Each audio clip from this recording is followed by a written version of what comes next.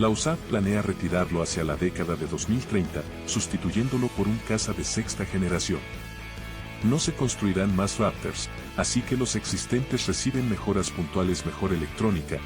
Su legado perdurará como pionero furtivo, pero su tiempo es finito.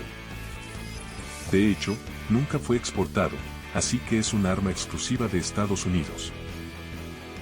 Rusia planea mejorar los pocos Felon en servicio al estándar Sub-57M con los nuevos motores y aviónica refinada en los próximos años.